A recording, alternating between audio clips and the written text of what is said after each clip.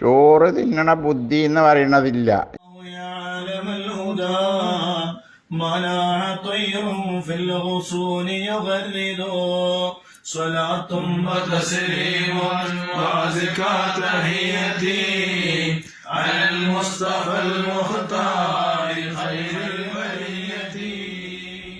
ചോറ് തിന്നണ ബുദ്ധി എന്ന് പറയണതില്ല.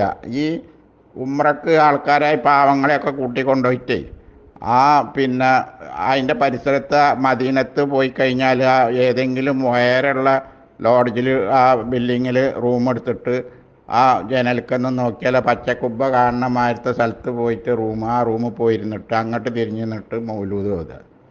അപ്പോൾ ഈ പറ്റുള്ള ബുദ്ധി നോക്കി അങ്ങോട്ട് തിരിഞ്ഞ് നിന്നിട്ട് എല്ലാവരും റൂമിൽ അടച്ചു പൂട്ടിയിരുന്നിട്ട് പുറത്ത് പാറാവ് വരെ നിർത്തിയിട്ട് അവിടെ ഇരുന്നിട്ട് അങ്ങോട്ട് തിരിഞ്ഞ് നിന്നിട്ട് മൗലൂദ് ഓതുക. അപ്പോൾ ഭയങ്കര വർക്കത്തായിരിക്കും ഇവർക്ക്. നോറ്റുള്ള കാര്യം പറയണം. അല്ല ടി വിയുടെ ചോട്ടിൽ വെള്ളം കുപ്പി വെച്ചിട്ട് വെള്ളം മന്ദിരിച്ചിട്ട് അവിടുന്ന് ഊതിയിട്ട് അത് പിന്നെ നക്കണ.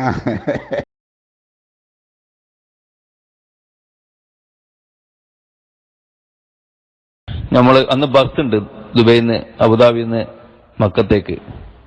നമ്മളെ സംഘടന തന്നെ SSF അതിന്റെ നേതാക്കന്മാരൊക്കെയാണ് അമീറൊക്കെ ആയിട്ടുണ്ടാവുക. SSF പണ്ഡിതന്മാര് നേതാക്കന്മാരൊക്കെ അമീറായിട്ട് അന്ന് ഈ എന്റെ ഉസ്താദായിട്ടുണ്ടായിരുന്നത് മുസ്തഫ ദാരിമി അവിടെ അബുദാബിയിലുള്ള, അതേപോലെ തന്നെ PKM സഅദി. ഈ ഗ്രൂപ്പിലുള്ള AP-കാർക്കൊക്കെ നന്നായിട്ട് അറിയാൻ പറ്റും. PKM സഅദി ഉസ്താദ് എന്നാ പറയാ. അപ്പൊ ഇവരുടെ നേതൃത്വത്തിൽ നമ്മള് ഹറമിലേക്ക് മക്കയിലേക്ക് പോയി. ബസ്സിൽ ഫുൾ ആളാണ്. അപ്പൊ നമ്മളിത് മൗലൂദും റാത്തീബും കുത്തുബിയത്തും ഒക്കെ കൊണ്ട് നടത്തി ജീവിച്ച ആ ഒരു പാരമ്പര്യത്തിൽ വളർന്നത് കൊണ്ട് എന്റെ ബാഗിൽ എപ്പോഴും ഈ സാധനങ്ങൾ ഉണ്ടാവും, മൗലൂദും റാത്തീബും കുത്തുബിയത്തും ഒക്കെ. ഇതൊക്കെ എടുത്തിട്ടാണ് ഞാൻ മക്കയിലേക്ക് പോകുന്നത്.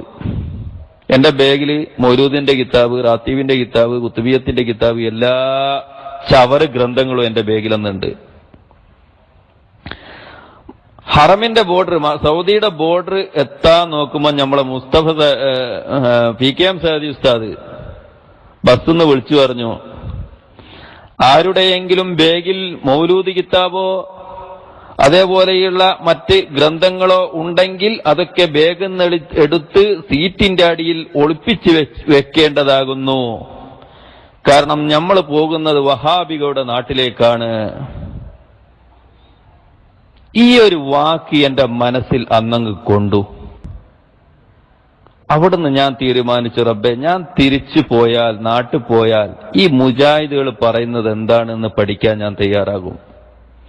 മുജാഹിദ് പണ്ഡിതന്മാര് അവരുടെ വാക്കുകളിലൂടെ ഇനി അവരെ പറ്റി ഞാൻ മനസ്സിലാക്കും എന്ന് അവിടുന്ന് ഞാൻ പ്രതിജ്ഞ എടുത്തു.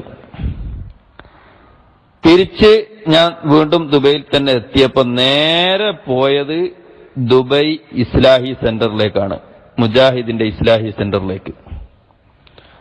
അവിടെ പോയി മുജാഹിദുകളുടെ പുസ്തകങ്ങളും ഒരുപാട് പ്രസംഗത്തിന്റെ CD-കളും മുഴുവനും വാങ്ങി എന്റെ റൂമിൽ പോയി ഇരുന്ന് കേട്ടോക്കുമ്പോഴല്ലേ മൊയ്ലിയാമാരെ കള്ളി വെളിച്ചത്താകുന്നത്, തട്ടിപ്പ് വെളിച്ചത്താകുന്നത്. നബി സാധാരണ മനുഷ്യനാണ്, ഔലിയാക്കന്മാർക്ക് ഒരു കറാമത്തും മൂജിസത്തും ഇല്ല എന്ന് പറയുന്ന പോലെയാണ്. എല്ലാ കള്ളവാദങ്ങളും എനിക്ക് മുജാഹിദുകളുടെ പ്രസംഗത്തിൽ നിന്ന്, മുജാഹിദുകൾ പറഞ്ഞത് നേരിട്ട് കേട്ടപ്പോൾ, ഖുർആനും ഹദീസും ഉദ്ധരിച്ച് അവർ പറഞ്ഞത് നേരിട്ട് കേട്ടപ്പോൾ അള്ളാഹുവിന്റെ അനുഗ്രഹം കൊണ്ട് തൗഹീദിന്റെ വെളിച്ചം എന്റെ ഹൃദയത്തിലേക്ക് ഇറങ്ങി. ചോറ് തിന്നണ ബുദ്ധി എന്ന് പറയണതില്ല.